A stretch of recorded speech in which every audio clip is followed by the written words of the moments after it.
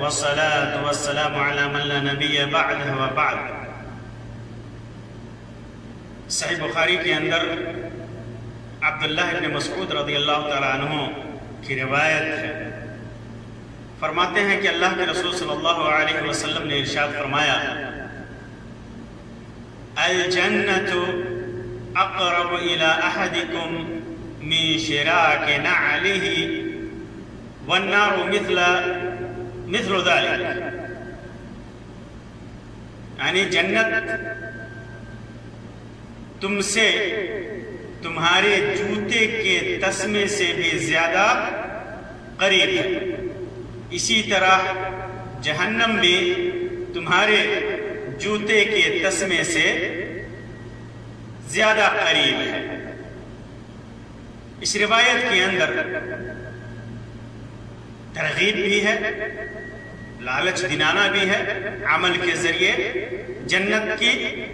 اور ترغیب بھی ہے، جہنم سے ڈرانا بھی ہے، ایسے عمل سے ڈرانا بھی ہے جو عمل جہنم میں جانے کا سبب۔ اللہ کے رسول صلی اللہ علیہ وسلم نے فرمایا، الجنت اقرب الى احدکم من شراک نعلہ، جوتے کا جو تسمہ ہوتا ہے جو پاؤں میں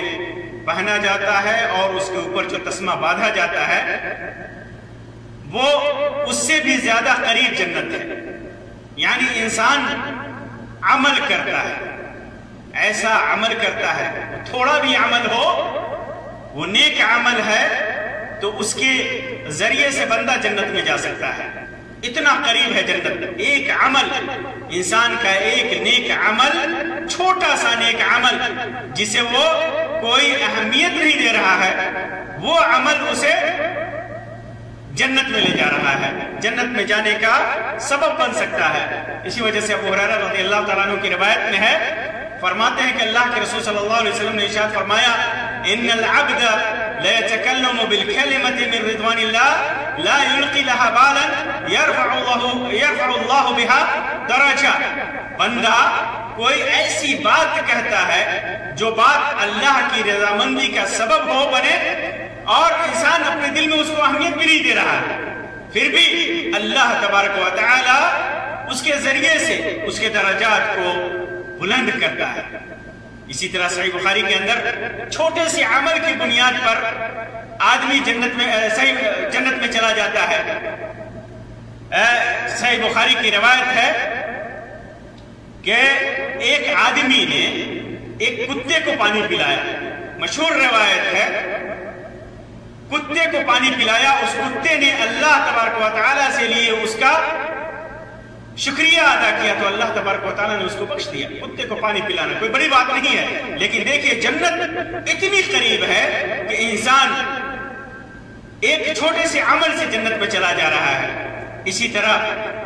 صحیح مسلم کی روایت میں ہے کہ ایک آدمی راستے میں جا رہا تھا، ایک درخت سے اس کا گزر ہوا، اور اس کے بعد راستے پر ایک درخت تھا جو لوگوں کو نقصان تکلیف پہنچا رہا تھا، لوگ گزرنے والوں کو، تو اس نے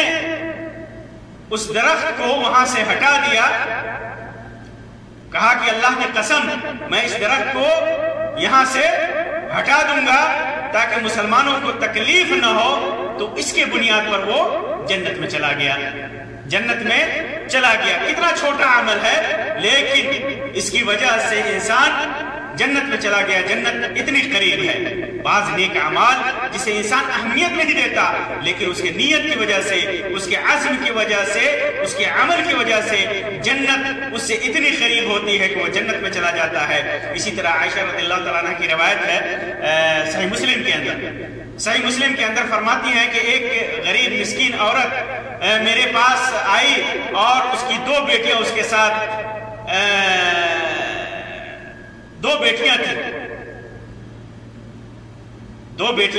تھیں، تو عائشہ رضی اللہ تعالیٰ عنہ